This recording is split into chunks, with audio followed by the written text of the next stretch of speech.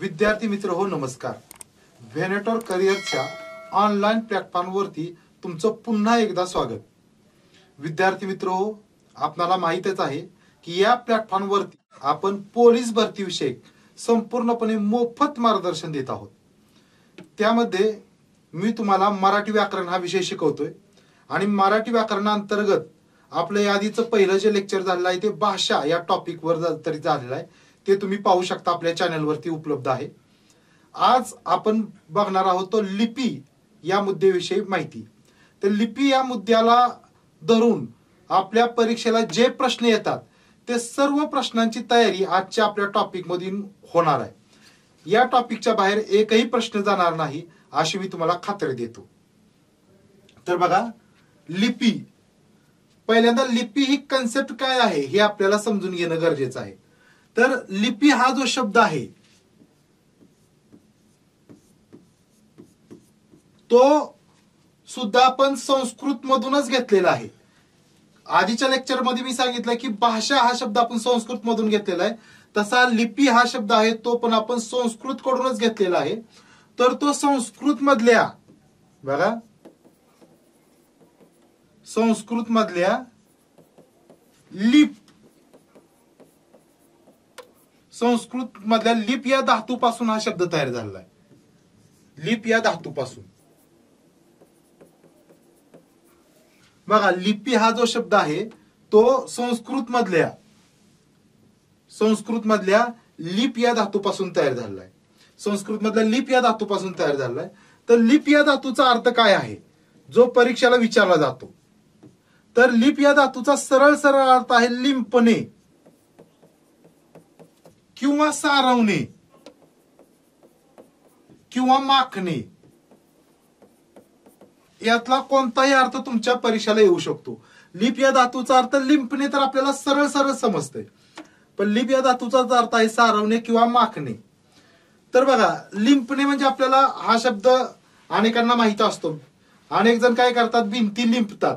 म्हणजे पूर्वीच्या काळी ज्या भिंती असायच्या त्या भिंती शेणानं लिंपल्या जायच्या, गाईच्या किंवा म्हशीच्या शेणानं त्या लिंपल्या जायच्या.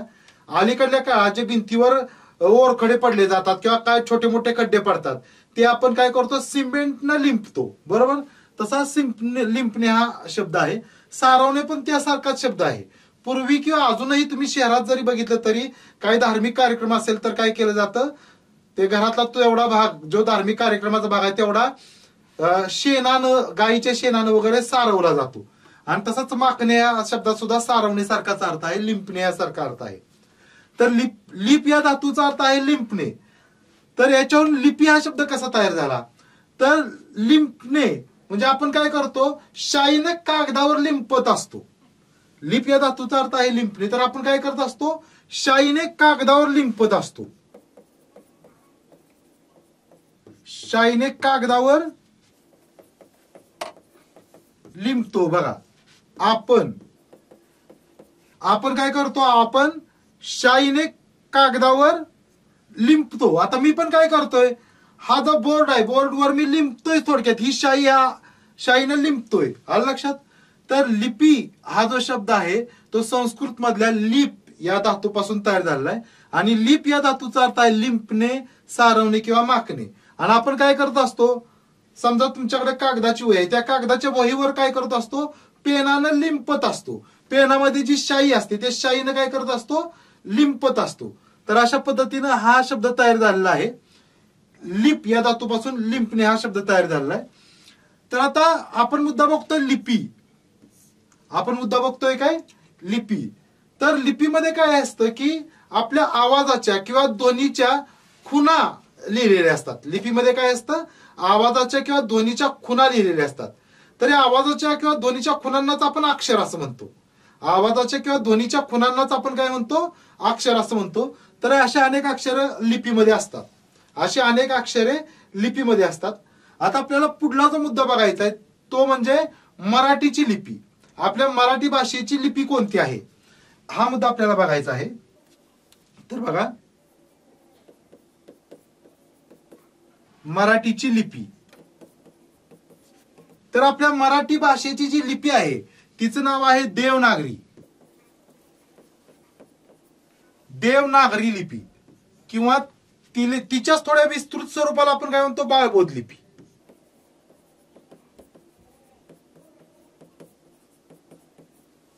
तर बघा मराठीची जी लिपी आहे ती कोणती आहे, देवनागरी लिपी. आता बघा हिला देवनागरी हेच का नाव पडलं, तर याच्यावर पण परीक्षेला प्रश्न येत असतो, त्यामुळे ती माहिती बघणं अत्यंत गरजेचं आहे. तर देवनागरी ही जी लिपी आहे ती मूळची आहे संस्कृत भाषेची लिपी. कोणती लिपी आहे, संस्कृत भाषेची लिपी आहे. तरी संस्कृत भाषा जी आहे ती भाषा आर्यांकडून आपल्या भारतात आली असं म्हटलं जातं. कुणाकडून आली, आर्यांच्याकडून. संस्कृत भाषा जी आहे ती आर्यांच्याकडून आपल्या भारतात आली असं म्हटलं जातं. आणि त्या आर्यांची लिपी कोणती आहे, देवनागरी लिपी. तर बघा देव म्हणजे काय, देव म्हणजेच आर्य. देव म्हणजेच आर्य. आता आर्यांना देव का म्हणायचे, तर बघा कुठलेही जर देव बघितले तर ते देव कसे असतात, गोरे असतात, रंगानं गोरे असतात, उंच असतात. उंचीच्या बाबतीत विचार केला तर ते उंच असतात. त्यांचे डोळे टपोरे असतात, नाक सरळ असतं. तर हे जे आर्य होते बाहेरून आलेले ते पण उंच होते, त्यांचे डोळे टपोरे होते, नाक सरळ होतं, रंगानं गोरे होते. म्हणजे थोडक्यात ते देवासारखे दिसायचे. त्यामुळे त्यावेळेचे लोक त्यांना आर्यांना देव म्हणायचे. आणि दुसरा मुद्दा, नागरी शब्द कशावरून आलेला आहे, तर हे जे आर्य लोक होते ते आर्य लोकांनीच आपल्या भारतात शहरं बनवायला सुरुवात केली. ते शहरात राहायला लागले. नागरी म्हणजे नगरात राहणारे. नागरीचा अर्थ काय आहे, नगरात राहणारे. नागरी म्हणजेच काय, तर नगरात राहणारे. नगरात म्हणजे काय, शहरात राहणारे.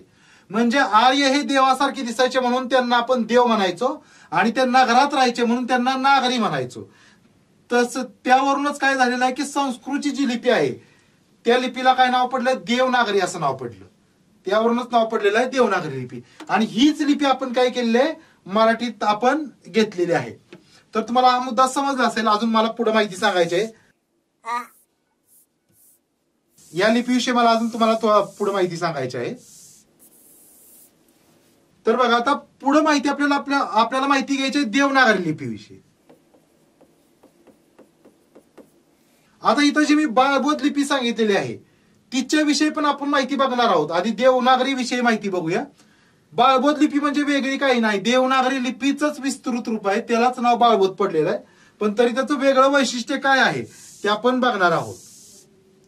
वेगळं वैशिष्ट्य काय ते आपण बाळबोध लिपीचं बघणार आहोत. तर बघा देवनागरी लिपीचा तर मी तुम्हाला अर्थ सांगितला की ही मुळात काय आहे, आर्यांची लिपी आहे. ही आर्यांची लिपी आहे. पहिला मुद्दा मी तुम्हाला सांगितला, आर्यांची लिपी आहे. आर्य हे देवासारखे दिसायचे आणि नगरात राहायचे म्हणून त्याला देवनागरी हे नाव पडलेलं आहे. देवनागरी लिपीविषयी दुसरा मुद्दा आहे तो म्हणजे देवनागरी लिपी ही कायमच डावीकडून उजवीकडे लिहिली जाते. डावीकडून उजवीकडे म्हणजे मी जो आता लिहितोय ती माझी डावी बाजू ही आहे, ही बाजू डावी आहे आणि ही बाजू आहे ती उजवी बाजू आहे. ही माझी डावी बाजू आणि ही उजवी बाजू आहे. तर मी डावीकडून उजवीकडे लिहित जातोय. तर देवनागरी लिपी ही डावीकडून उजवीकडे लिहिली जाते. ही डावीकडून उजवीकडे लिहिली जाणारी लिपी आहे. डावीकडून उजवीकडे लिहिली जाणारी लिपी आहे देवनागरी लिपी. परीक्षेला प्रश्न आले आपल्याला तिथे विचार करावा लागतो. परीक्षेला प्रश्न विचारला जातो की वरून खाली लिहिली जाते. आपल्याला बऱ्याच वेळा वाटतं की वरून खाली लिहिली जात असेल, वरती एक वळ लिहून परत त्याच्या खाली एक वळ, वरून खाली, असं पण कन्फ्युजन होतं. तर असं कन्फ्युजन होऊ नये म्हणून आपण लक्षात ठेवायचं आहे की देवनागरी लिपी ही डावीकडून उजवीकडे लिहिली जाते. दुसरा मुद्दा, देवनागरी लिपीतली अक्षर आहेत ती कशी तयार झाली आहे त्याच्यावर पण प्रश्न येतो. तर देवनागरीतली जी अक्षर आहेत ती कशी तयार झाली आहे, तर उभ्या, बघा उभ्या, आडव्या, तिरप्या व गोलाकार रेषांनी मिळून ही लिपी तयार झालेली आहे. या लिपीतली अक्षर आहेत ती कशी तयार झालेली आहेत, तर उभ्या, आडव्या, तिरप्या व गोलाकार रेषांनी मिळून अक्षर तयार झालेली आहेत. म्हणजे ही लिपी जी आहे ती कशी तयार झालेली आहे, उभ्या, आडव्या, तिरप्या व गोलाकार रेषांनी मिळून तयार झालेली आहे. आता बघा हा मुद्दा लक्षात ठेवण्यासाठी तुम्हाला एक मुद्दा सांगतो, तो म्हणजे मराठीचे जे तुमचं अक्षर लेखन आहे, ज्यांना लिखाणाची परीक्षा असते त्यांचं जे अक्षर लेखन आहे ते सुधारावं, त्यांचं अक्षर अगदी मोत्यासारखं यावं अक्षर हे सुंदर यावं म्हणून काय केलं जातं, त्या मुलांना ह्या उभ्या आडव्या तिरप्या आणि गोलाकार रेषाच मारायला शिकवले जातात पहिल्यांदा. कोणती अक्षरं शिकवण्याच्या आधी ही खरी लिपी शिकण्याची पद्धत आहे आपली देवनागरी लिपी. तर यासाठी काय केलं जातं, दुरेगी किंवा पंचरेगी वही मिळते. 5 रेषा असणारी एक वही मिळते. इंग्रजीसाठी आपण 4 रेगी वही वापरायचो, तसं मराठीसाठी दुरेगी वही किंवा पंचरेगी वही वापरली जाते. तर त्याच्यामध्ये कशी लिहिली जातात, सराव कसा केला जातो हे सांगतो. ही समजा दुरेगी वही आहे, तर याच्यामध्ये काय केलं जातं, सुरुवातीचं पहिलं पान आहे ते फक्त उभ्या रेषा ओढायच्या. अशा उभ्या रेषा, या उभ्या रेषा ओढताना एकच खबरदारी घ्यायची की उभ्या रेषा ह्या एकाच उंचीच्या आल्या पाहिजेत, एकाच उंचीच्या आल्या पाहिजेत आणि सर्व रेषा या एकमेकींना समांतर पाहिजेत. ज्यावेळेस सर्वच रेषा तुमच्या समांतर आणि एकाच आणि सरळ यायला लागतील ते तुमचं अक्षर सुधारायला सुरुवात होईल. कारण आपण जे अक्षर लिहितो त्याच्यामध्ये अनेक अशा उभ्या रेषा तुम्हाला माराव्या लागतात. त्यानंतर पुढलं पान आहे ते फक्त आडव्या रेषा. आडव्या रेषा म्हणजे काय, आपण ही शिरोरेषा देत असतो इथंच याच्यावरच अशा आपण आडव्या रेषा द्यायच्या. म्हणजे आपण किती स्पीड मध्ये लिहायला गेलं तर त्याच्यावर शिरोरेषा आहे ती आपली आडवी रेषा सरळच येणार. ती शिरोरेषा जी आहे ती सरळच आली पाहिजे, ह्यासाठी हा दुसरा सराव असतो. तिसरा असतो तिरपे रेषा. नंतरच्या पण अशा फक्त तिरपे रेषा मारायच्या किंवा अशा तिरपे रेषा मारायच्या. अशा तिरपे रेषा ह्या पण सरळच आल्या पाहिजेत, एकमेकीने समांतर आल्या पाहिजेत. आणि सर्वात शेवटी असतात ते गोलाकार. गोलाकार रेषा म्हणजे असे गोल, असे गोल. हे गोल सगळे एकाच आकाराचे आणि गोलच आले पाहिजेत. हे जे सर्व गोल गोलच यायला लागतात, एकाच आकाराचे यायला लागतात, तेव्हा तुमचं अक्षर सुधारले असतं. ह्या सगळ्या ज्या गोष्टी तुमच्या व्यवस्थित होतील, या उभ्या रेषा व्यवस्थित येतील, आडव्या रेषा किंवा तिरप्या रेषा तुमच्या व्यवस्थित येतील, किंवा गोल रेषा किंवा गोल जी वर्तुळ आहेत छोटी ती तुमची व्यवस्थित यायला लागतील, त्यावेळी तुमचं हस्ताक्षर सुधारलेलं असेल. आता ही वर्तुळे काढताना 2 पद्धतीने काढायचं, एक ह्या पद्धतीनं आणि एक या पद्धतीनं. म्हणजे एक या दिशेत आणि एक दुसरं त्याच्या उलट दिशेत. असं ते गोल तुमचे गोलच आले पाहिजे, असे नाही आले पाहिजेत, सर्व तुमचे गोल आले पाहिजेत. ज्यावेळेस तुमचे हे गोल गोल यायला लागतील त्यावेळेस तुमचं हस्ताक्षर आपोआपच सुधारलेलं असेल. तर बघा, आपला देवनागरी लिपीविषयी महत्वाचा मुद्दा काय आहे की देवनागरी लिपी ही उभ्या आडव्या तिरप्या व गोलाकार रेषांनी मिळून बनलेली आहे. आता पुढला देवनागरी लिपीविषयीतला महत्वाचा मुद्दा आहे ते म्हणजे देवनागरी लिपीचं महत्वाचं वैशिष्ट्य आहे काय, शिरोरेषा. शिरोरेषा, शिरोरेषा म्हणजे प्रत्येक अक्षराच्या जी डोक्यावर आपण रेष देतो त्या रेषेला म्हणायचं शिरोरेषा. शिरो म्हणजे शिर म्हणजे डोकं, पण कशाचं डोकं, अक्षराचं डोकं. अक्षराच्या डोक्यावर जे आपण रेषा देतो, उदाहरणार्थ अशी आता ही देवनागरीवर दिली किंवा बाळबोधवर दिली, ह्या ज्या आपण शिरोरेषा देतो, हे शिरोरेषा हे ह्या लिपीचं वैशिष्ट्य आहे. शिरोरेषा हे देवनागरी लिपीचं वैशिष्ट्य आहे. कारण इतर लिप्यांमध्ये शिरोरेषा हे वैशिष्ट्य आढळून येत नाही. शिरोरेषा हे काय आहे, हे देवनागरी लिपीचं वैशिष्ट्य आहे. उदाहरणार्थ दुसरी एक लिपी आपल्याला माहित आहे ती म्हणजे इंग्रजीची लिपी. इंग्रजीची जी लिपी आहे त्याला आपण शिरोरेषा देतो का, तर नाही देत. इंग्रजीला शिरोरेषा नसतात. किंवा इतर अनेक, तुम्ही दक्षिणेकडल्या भाषा बघा, दक्षिणेकडल्या भाषांची पण काही देवनागरी लिपी नाही आणि त्यांना पण अशा शिरोरेषा नसतात. त्यांची पण लिपी आपल्याला कशी दिसते, तर जे जिलेबीचे वेडे असतात का नाही त्यासारखी तुम्हाला ती लिपी दिसून येईल. त्याला पण कोणत्याही शिरोरेषा नसतात.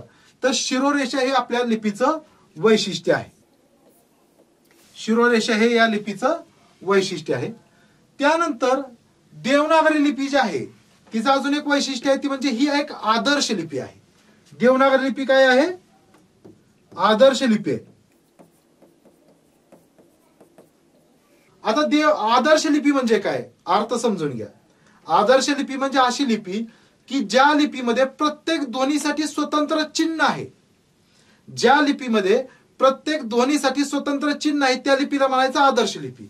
तर आपली ही लिपी आहे ती काहीशा आदर्शच लिपीला म्हटलं जातं. पण या लिपीमध्ये पण काही दोष आहेत, आपल्या लिपीमध्ये पण काही दोष आहेत, पण ते दोष पकडून सुद्धा आपली लिपी ही खूप आदर्श लिपी अशी मानली जाते.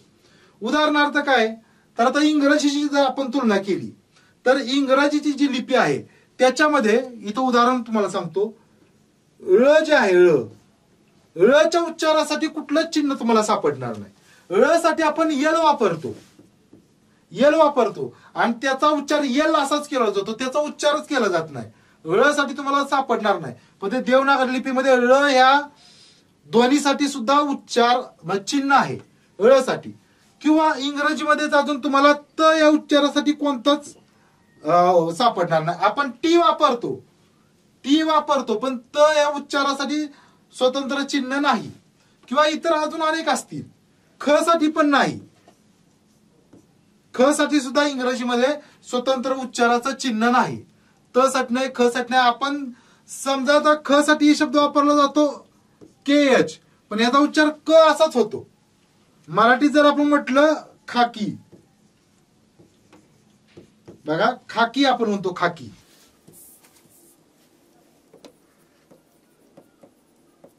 खाकी म्हणतो. खाकी हा शब्द इंग्रजीमध्ये पण वापरतात आणि तो वापरतात कसा, तुम्हाला माहितीसाठी फक्त सांगतोय. असा वापरतात, इथं ए आहे. खाकी असा शब्द इंग्रजीमध्ये वापरतात, पण त्याचा उच्चार खाकी असा केला जात नाही. त्याचा उच्चार काकी असा केला जातो, काकी असा केला जातो.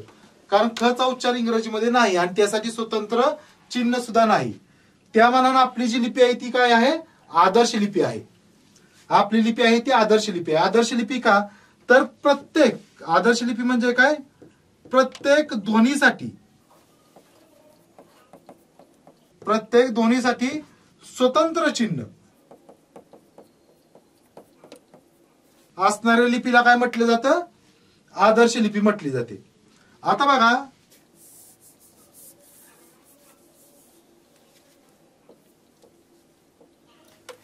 तरी पण आता आपल्या लिपीला आदर्श लिपी म्हटलं जात असलं तरी या लिपीमध्ये काही दोष आहेत, काही दोष आहेत. त्यामधला पहिला दोष, आपल्या लिपीमधले दोष,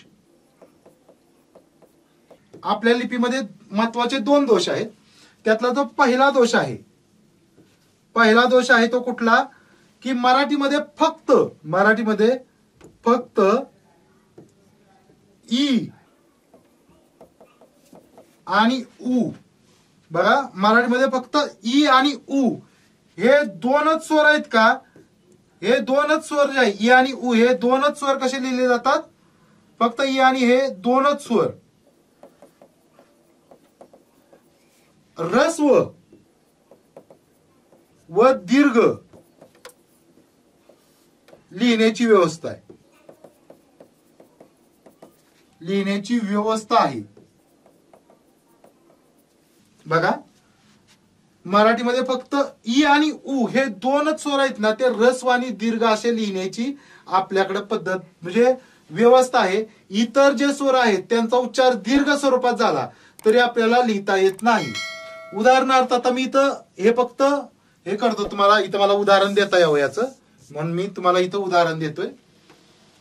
आपण खरं तर देवनागरी लिपीविषयीच माहिती बघतोय. तर बघा, आता मी जर म्हटलं उखळ, उख हा शब्द आहे आणि दुसरा ऊस हा शब्द आहे. तर बघा उखळ मधल्या ऊचा उच्चार तुम्ही नंतर स्वतंत्र, तुम्ही जिथं आहात तिथं तुम्ही करू शकताय नंतर उच्चार, किंवा व्हिडिओ पॉज करून पण हा उच्चार करू शकताय. उखळ मधल्या ऊचा उच्चार आणि ऊस मधल्या ऊचा उच्चार ह्या दोन्ही उच्चारांमध्ये फरक आहे. उखळ मधल्या ऊचा उच्चार आहे तो थोडा आखूड आहे, आखूड आहे, आखूड उच्चार आहे. म्हणजेच हा काय आहे, ऱ्हस्व उच्चार आहे. हा ऱ्हस्व उच्चार आहे. आखूड उच्चार आहे म्हणजेच काय आहे, हा ऱ्हस्व उच्चार आहे. उखळ मधल्या ऊचा उच्चार कसा आहे, ऱ्हस्व उच्चार आहे, एवढं लक्षात ठेवा. म्हणजे आखूड आहे. आणि ऊस मधल्या ऊचा उच्चार आहे तो लांबट आहे. लांबट म्हणजेच दीर्घ, दीर्घ म्हणजेच लांबट उच्चार आहे. तर बघा इथं काय आहे, ह्या ऊला काय आहे की जर एखाद्या ऊचा उच्चार आखूड झाला तर त्याला असा हा ऊ आपल्याला लिहिता येतो. एखाद्या ऊचा उच्चार लांबट झाला तर हा ऊ आपल्याला लिहिता येतो.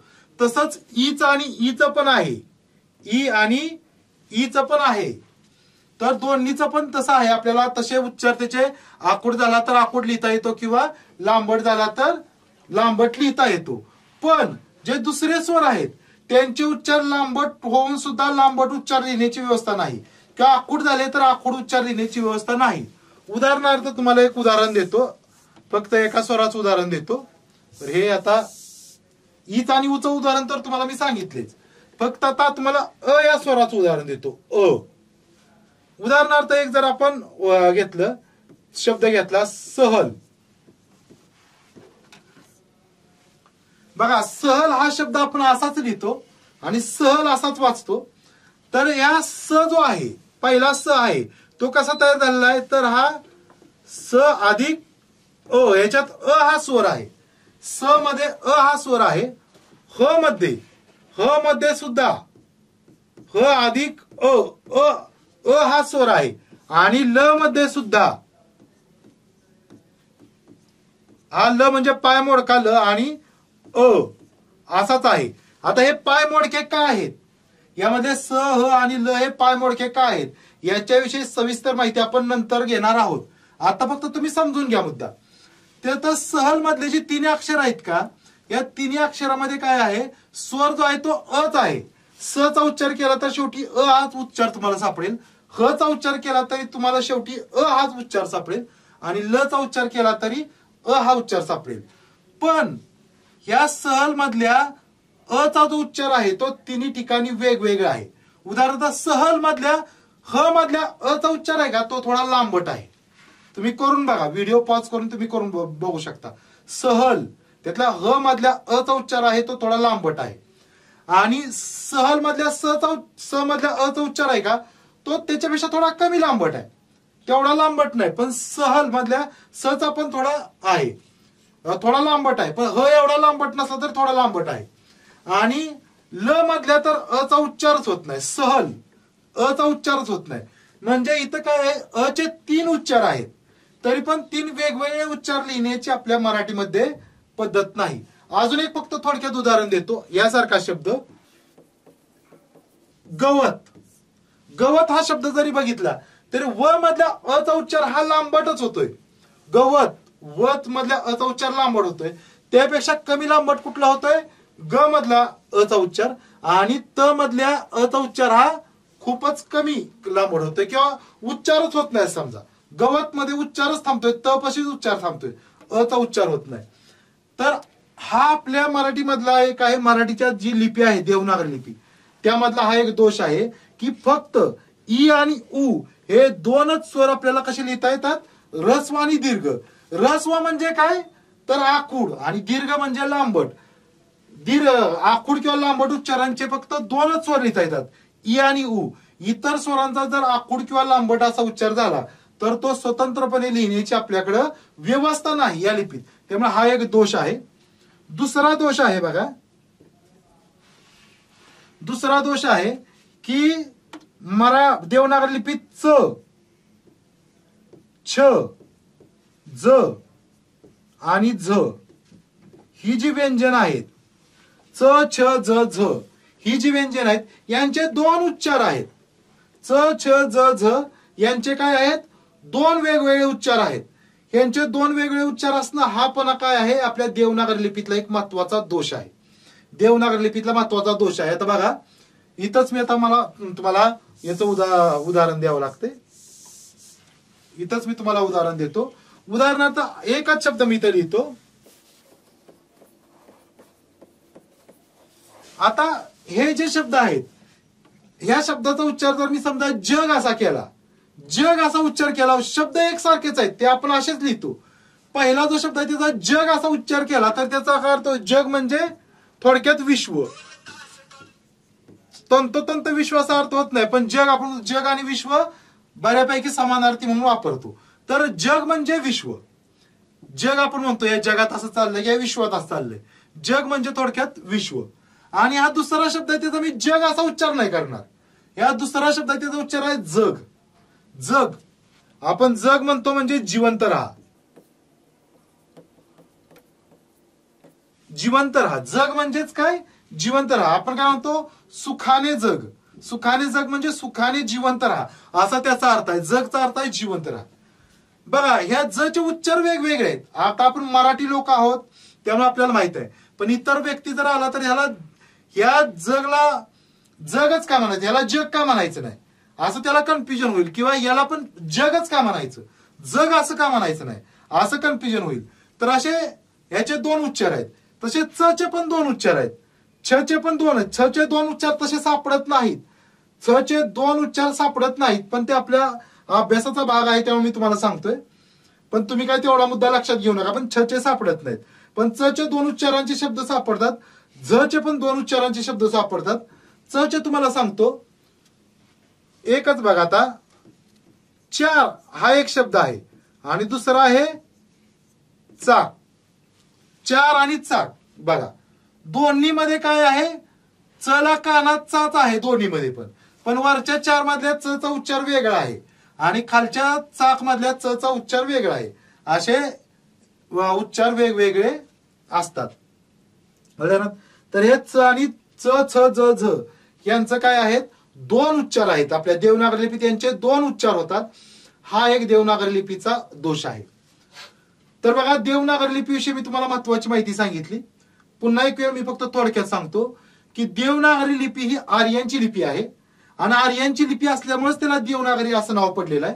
कारण आर्यांना देव म्हणायचे आणि हे आर्यन नगरात राहायचे म्हणजे शहरात राहायचे, म्हणून त्यांच्या लिपीला देवनागरी असं नाव पडलेलं आहे. ही देवनागरी लिपी ही डावीकडून उजवीकडे लिहिली जाते. देवनागरी लिपी आहे ती उभ्या आडव्या तिरप्या व गोलाकार, उभ्या आडव्या तिरप्या व गोलाकार रेषांनी मिळून बनलेले, उभ्या आडव्या तिरप्या व गोलाकार रेषांनी मिळून बनलेले. देवनागरी लिपीचं महत्वाचं वैशिष्ट्य आहे ते म्हणजे शिरोरेषा. शिरोरेषा म्हणजे प्रत्येक अक्षरावर आपण देतो ती शिरोरेषा. आता खरं तर मी इथं तुम्हाला शिकवताना पण प्रत्येक याच्यावर एक शिरोरेषा दिली पाहिजे, पण शिकवताना आपला वेळ भरपूर जाईल. मी ऑनलाईन शिकवतोय, तुमचा पण वेळ गेला नाही पाहिजे, म्हणून मी इथं प्रत्येक शब्दावर शिरोरेषा देत नाही. पण मराठीत जे आपण लेखन करतो त्या प्रत्येक लेखनाला तुम्ही प्रत्येक शब्दावर काय करणं गरजेचं आहे, शिरोरेषा देणं गरजेचं आहे. ते ह्या लिपीचं वैशिष्ट्य आहे. त्यानंतर देवनागरी लिपीलाच आपण काय म्हणतो, आदर्श लिपी म्हणतो. आदर्श लिपी का म्हणतो, आदर्श लिपी म्हणजे कोणती लिपी बघा, तर आदर्श लिपी म्हणजे अशी लिपी की ज्या लिपीमध्ये प्रत्येक ध्वनीसाठी एक स्वतंत्र चिन्ह आहे. ज्या लिपीमध्ये प्रत्येक ध्वनीसाठी किंवा प्रत्येक आवाजासाठी एक स्वतंत्र चिन्ह आहे, त्या लिपीला म्हणायचं आदर्श लिपी. मग त्या दृष्टिकोनातून आपली लिपी ही आदर्श लिपी आहे. पण आपल्या लिपीत हे दोन दोष आहेत. दोन दोष कोणते, तर फक्त ई आणि उ हे दोनच स्वर ऱ्हस्व किंवा दीर्घ या स्वरूपात आपल्याकडे लिहिण्याची व्यवस्था आहे.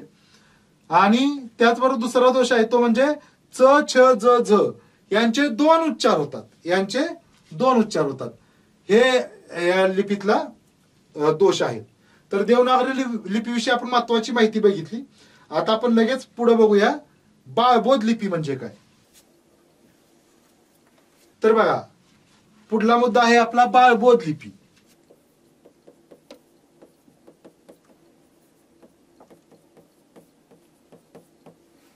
तर बघा, बाळबोध लिपी ही वेगळी काही नसून देवनागरी लिपीचंच विस्तृत रूप आहे. शब्द नीट आहे का, विस्तृत रूप. बघा, देवनागरी लिपीचे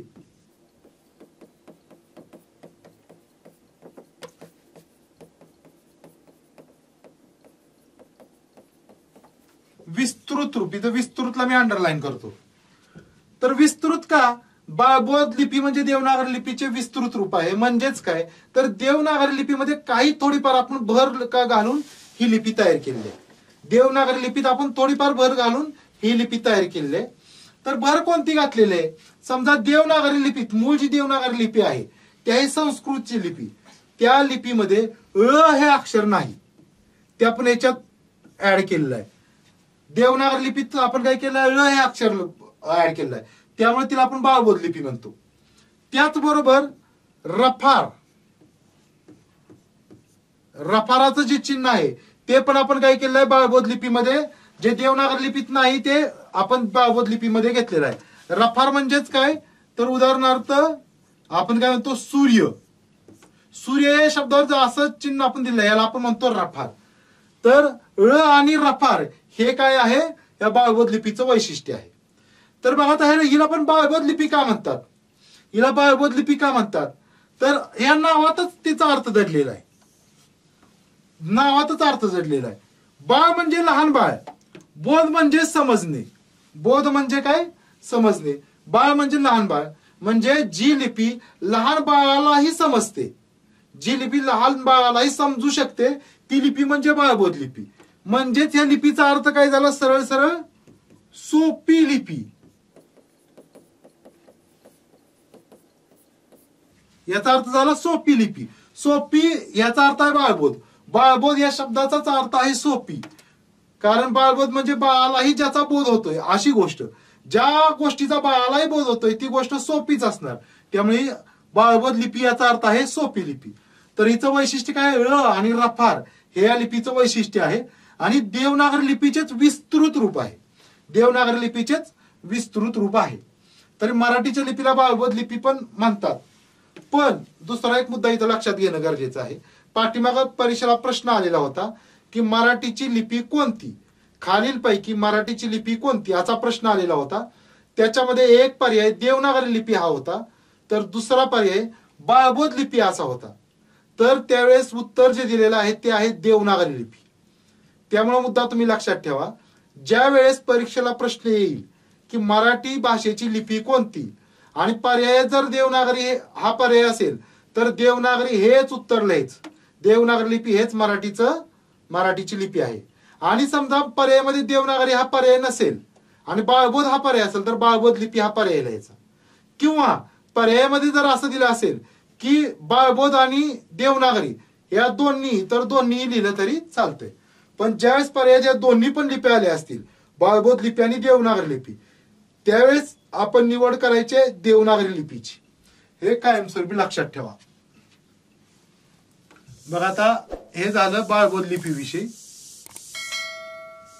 आता पुढला मुद्दा आहे तो म्हणजे आपली जी देवनागरी लिपी आहे मराठी लिपी, त्या देवनागरी लिपीचीच मधल्या काळात एक 10 लिपी निघाली होती.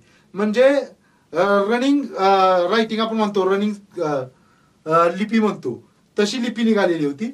ती म्हणजे 10 लिपी एक निघाली होती. तिचं नाव आहे मोडी लिपी.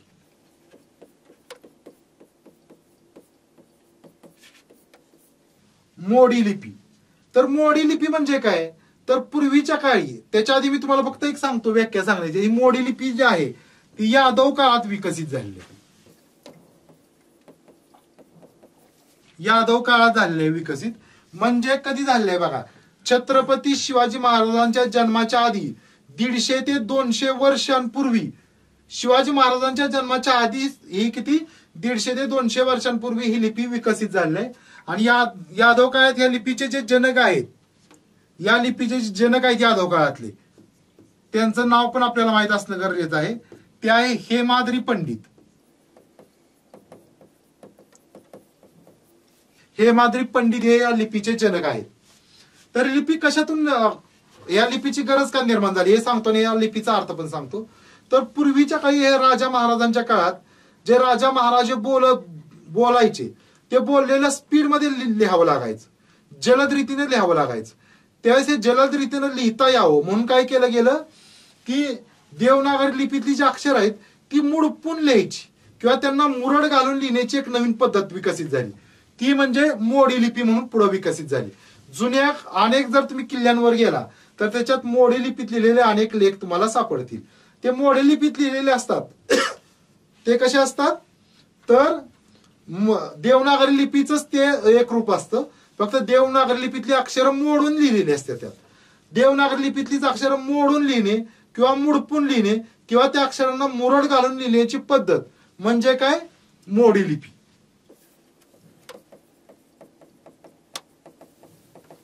देवनागरीतील अक्षरे मोडून, मुडपून किंवा मुरड घालून. बघा देवनागरीतील जे अक्षर आहेत, देवनागरी लिपीतील जे अक्षर आहेत ती मोडून लिहिणे किंवा मुडपून लिहिणे किंवा त्यांना मुरड घालून लिहिण्याची जी पद्धत मधल्या काळात जी विकसित झाली होती त्या पद्धतीला काय म्हणतात, मोडी लिपी म्हणतात. पण 1950 नंतरच्या काळात काय झालं की मोडी लिपी आहे त्यामध्ये प्रत्येक अक्षर ही मोडून लिहिली जायची. त्यामुळे ही लिपी छपाईसाठी योग्य नव्हती. त्यामुळे ही अलीकडल्या काळात बाद ठरलेली आहे. छपाईसाठी योग्य नसणारी लिपी असल्यामुळं, छपाईसाठी योग्य नसल्यामुळं ही लिपी बाद झालेली आहे. याच्यामधलं फक्त एक उदाहरण तुम्हाला सांगू शकतो, मोडी लिपीतलं एक अक्षर तुम्हाला सांगू शकतो. आपण लहानपणापासून ऐकत आलोय की जो नाग असतो त्या नागाच्या फण्यावर 10चा आकडा असतो, 10चा आकडा. तर तो 10चा आकडा काही इंग्रजी मधला 10 नसतो. इंग्रजी मधले 10चा आकडा म्हटलं तर असा येईल, किंवा तो मराठी मधला पण नसतो, मराठी मधला म्हटलं तर असा येईल, बरोबर. हा नसतो, तर तो 10चा आकडा असा असतो बघा, असा असतो. तुम्ही कधी आता व्हिडिओ काढून बघा, नागाच्या पाण्यावरील 10चा आकडा असं तुम्ही टाका, गुगलला सर्च करा, तुम्हाला पण सापडेल. असा आकडा असतो. तर हा जो आकडा आहे तो मोडी लिपीतला 10 आहे. काय आहे? मोडी लिपीतलं 10 आहे. म्हणजे हे मोडी लिपीतलं एक आहे ते असं मोडून त्यालाच परत 0 जोडलेलं आहे. हे मोडी लिपीतलं 10 आहे. तर मोडी लिपीत असे आकडे काय केले जायचे? मुडपून लिहिले जायचे. तर बघा, लिपीविषयी आपल्याला जी परीक्षेला माहिती येते ती एवढीच माहिती येते. याच माहितीवर तुम्हाला प्रश्न येतात, इतर माहितीवर प्रश्न येत नाहीत. इतर अनेक मी असे व्हिडिओ पण पाहिलेले आहेत किंवा अनेक पुस्तकांमध्ये पण बघितलेलं आहे की दुसऱ्या लिपींविषयी पण माहिती दिली जाते. ब्राह्मी लिपी असेल, खरोष्टी लिपी असेल, त्यांच्याविषयी माहिती दिली जाते. पण त्या लिप्यांवर आपल्या पोलीस भरतीला प्रश्न येत नाहीत. आपल्याला प्रश्न येतात ते कोणते? लिपी म्हणजे काय, लिप हा धातू कुठून तयार झालेला आहे, त्याचा अर्थ काय, त्यानंतर देवनागरी लिपी म्हणजे काय, बाळबोध लिपी म्हणजे काय, देवनागरी लिपी कशी तयार झालेली आहे, देवनागरी लिपीचा गुण कोणता आहे, आणि देवनागरी लिपीचे दोष कोणते आहेत. त्यानंतर जे पुढला मुद्दा मी तुम्हाला सांगितला, बाळबोध लिपी आणि मोडी लिपी. मोडी लिपीचे जनक कोण आहेत एवढ्यापर्यंत आपल्याला माहिती येते. तर एवढीच माहिती करणं गरजेचं आहे. तेवढी माहिती झाली आहे. आपण इथंच थांबूया. व्हिडिओला लाईक आणि शेअर करायला विसरू नका.